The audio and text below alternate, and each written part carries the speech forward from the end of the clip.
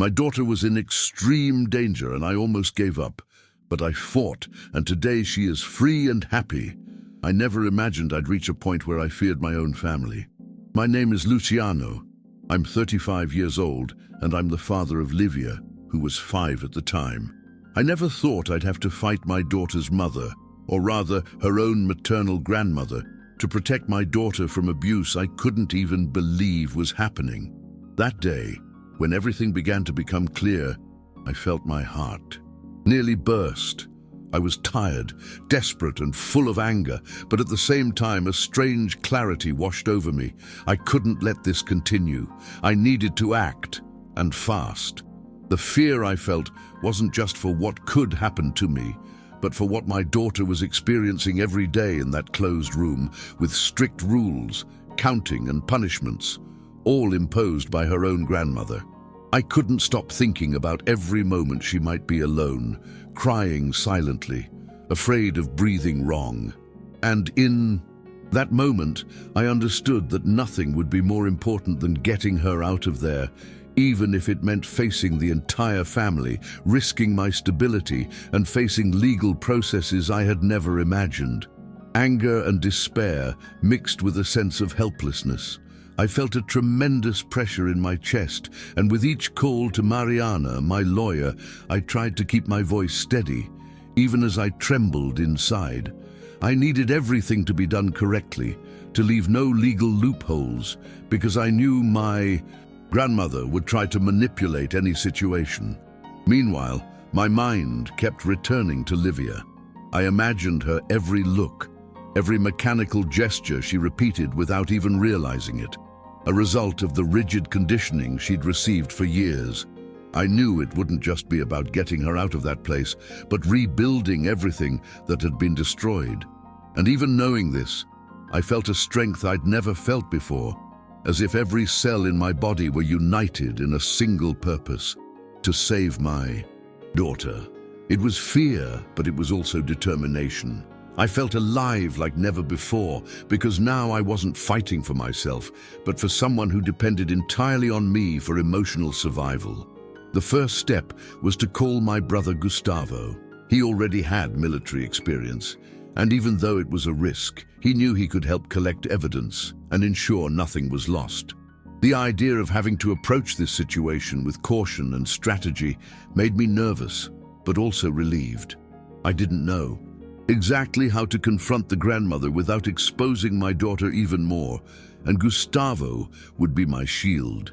As we organized the logistics, I felt desperation growing, but also an almost painful clarity.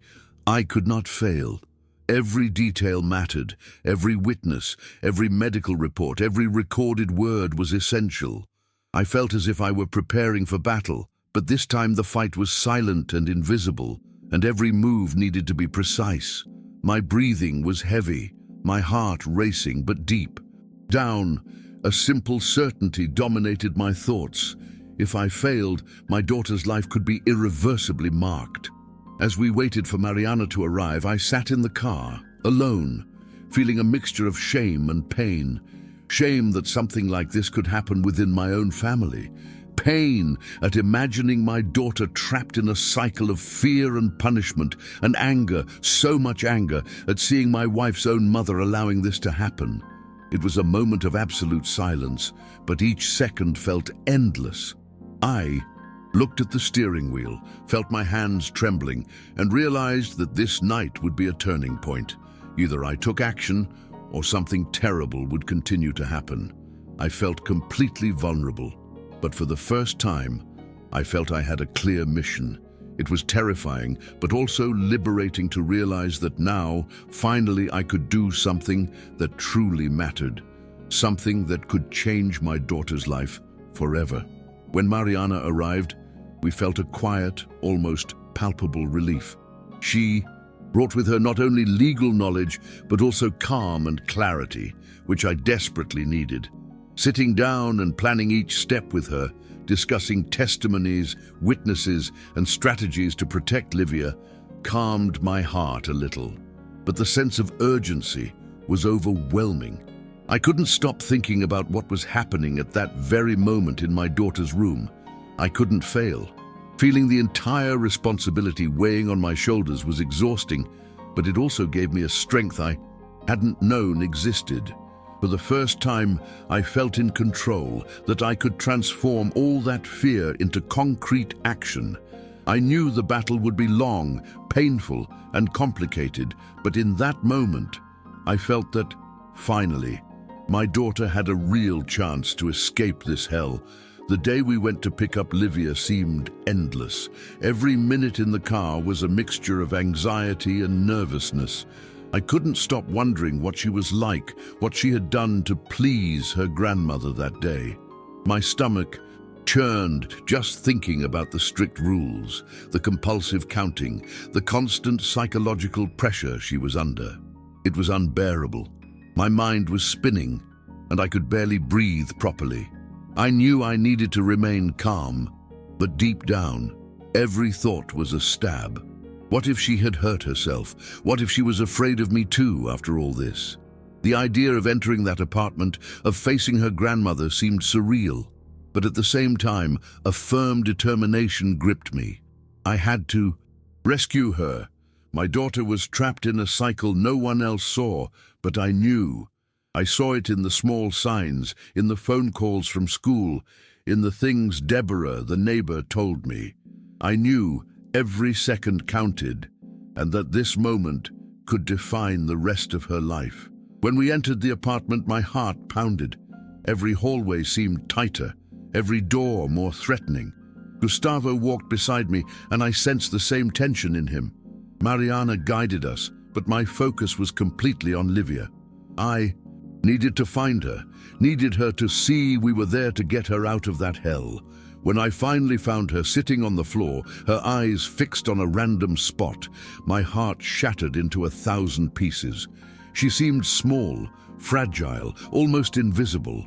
Grandma tried to intervene, but I couldn't even hear what she was saying. All that mattered was Livia, and what I needed to do to get her out of there without further harming herself. The fear I felt in that moment was profound, but with it came an unprecedented strength, an energy that made me forget my fatigue and anxiety. It was her or no one. As Livia looked at me with those confused eyes, I felt a mixture of guilt and hope. Guilt for not having realized it sooner, hope for finally being able to act. I spoke to her slowly, holding her hand, trying to convey reassurance. She said nothing, just trembled, and I felt every fiber of my body contort with the pain of seeing my daughter like this. Mariana and Gustavo were attentive, making sure nothing got out of hand, but I could only focus on her, on the little girl who was suffering unjustly. I knew I needed to act quickly, but carefully. It was time to show her that she could trust me, that I would never leave her alone again. I felt tears I hadn't even known were there begin to fall, and for the first time, I felt that hope could exist even after so much pain. Carrying Livia out of that apartment was surreal. Each step seemed so slow, as if the world were watching that moment. In slow motion, she held my hand tightly but didn't look at me.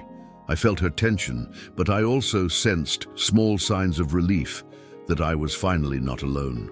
Gustavo led the way. Mariana took care of the legal formalities, and all I could think was, she's alive, she's with me. The feeling of fear was still there, but now mixed with relief and determination. I felt every muscle in my body exhausted, but it didn't matter. Nothing mattered but protecting my daughter, ensuring this nightmare would end. It was hard to believe we were finally winning, but the feeling was concrete, palpable. When we finally left the building, I felt a mixture of extreme exhaustion and a huge weight lifted from my shoulders. There were still challenges ahead, lawsuits, therapy, recovery, but for the first time, I felt like my daughter had a real chance. I watched her take a deep breath, feel the fresh air, and I felt something break inside me, not with pain, but with relief. I had made it this far.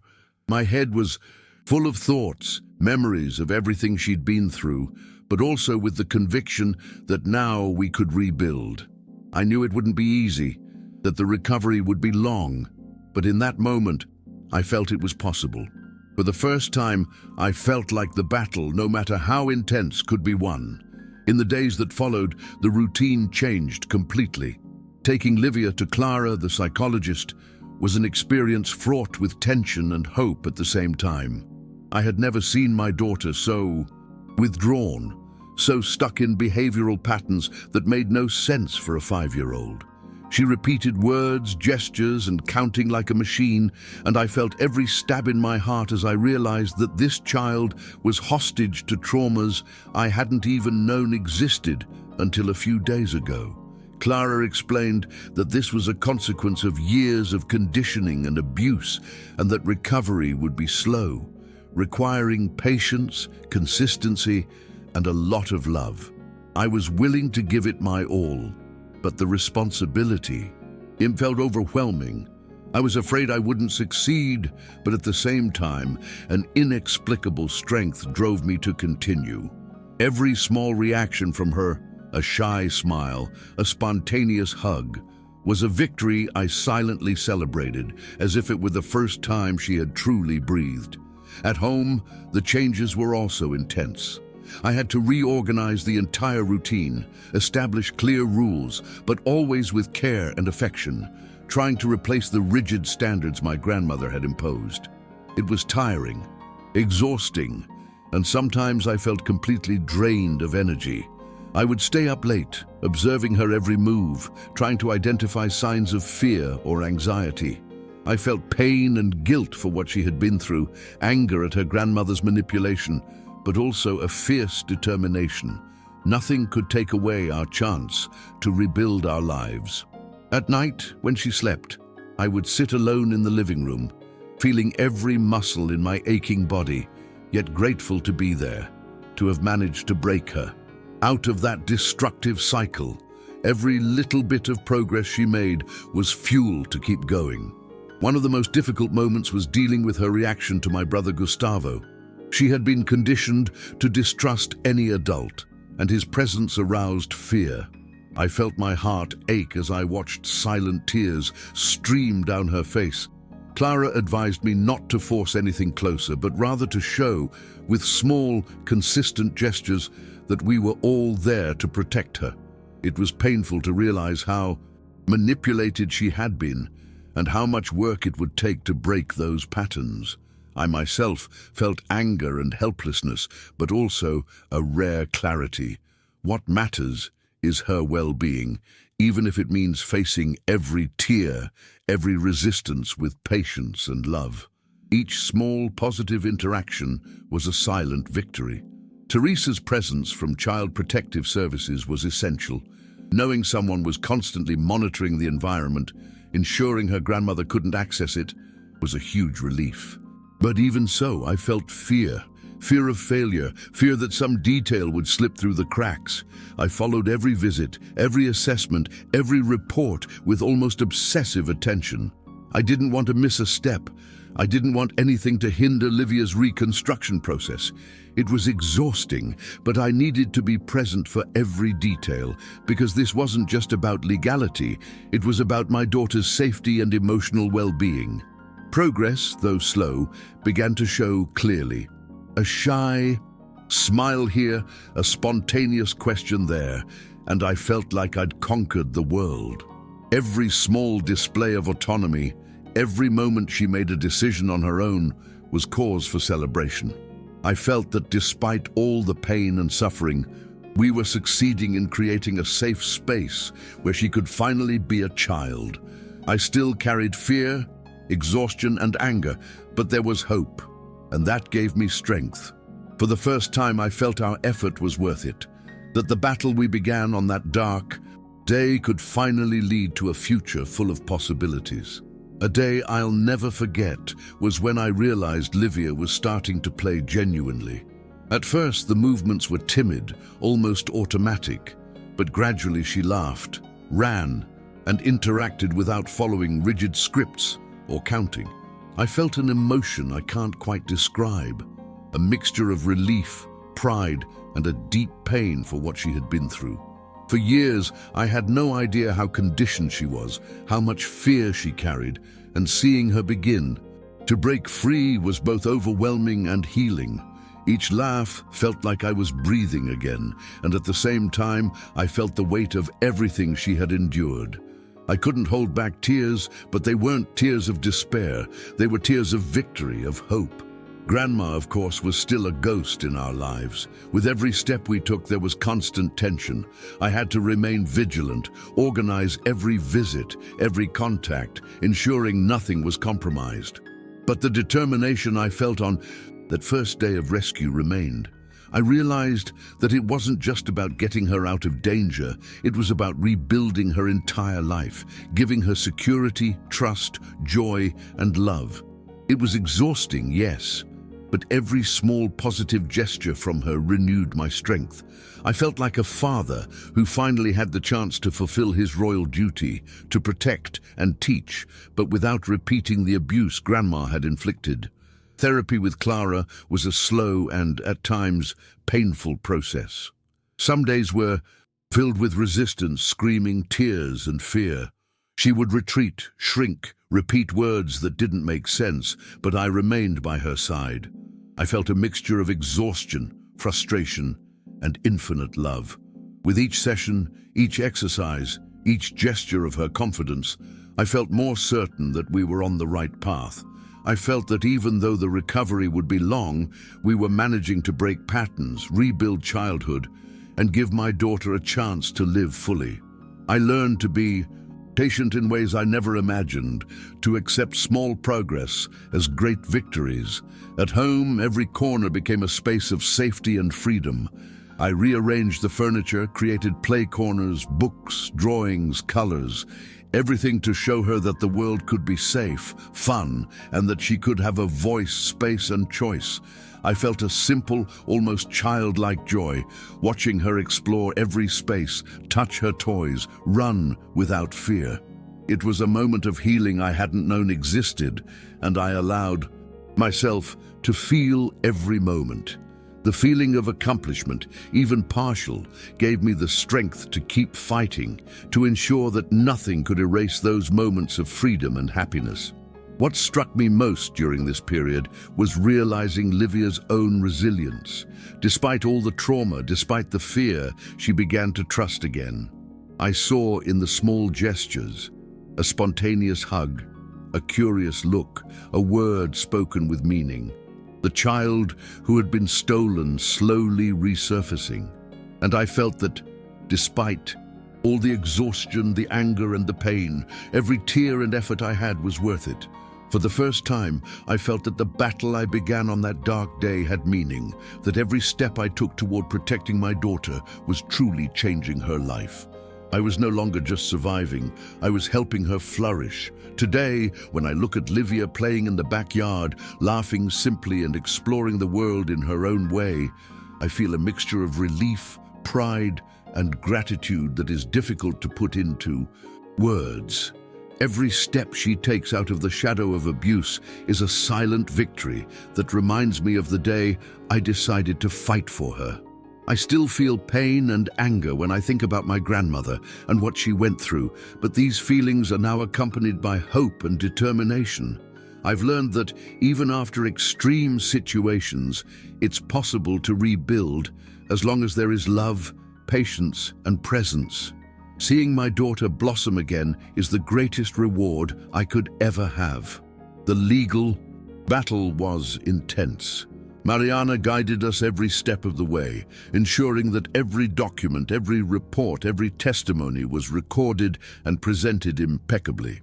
The grandmother tried to manipulate the court, but the judge recognized the gravity of the situation and ordered immediate protective measures.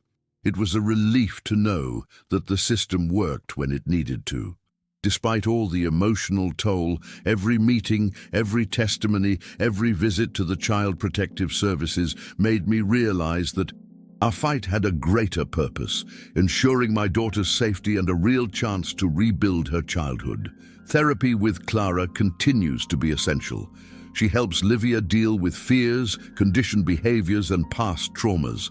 Each session is a step toward regaining her autonomy and confidence, and I actively participate throughout the process, learning to understand her needs and respect her time. Seeing my daughter respond to small stimuli, make choices, laugh genuinely, and even cry healthily is a reminder that we are winning. The pain of the past doesn't disappear, but we now have tools to deal with it safely. I still feel fear, exhaustion, and a heavy responsibility, but I also feel something new: strength. Strength to protect, strength to teach, strength to build a safe and welcoming home.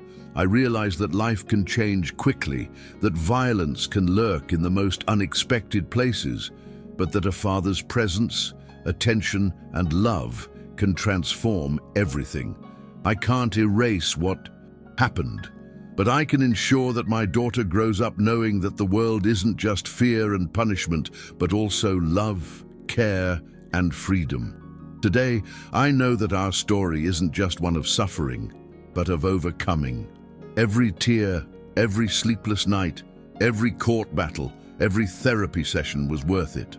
Livia is relearning how to be a child, and I'm relearning how to be a father the way I always wanted: present, protective, and attentive. Life still brings challenges, but now we have hope, strength, and confidence. And whenever I feel doubt or fear, I remember that day when everything began to change. The day I decided to fight with everything I had.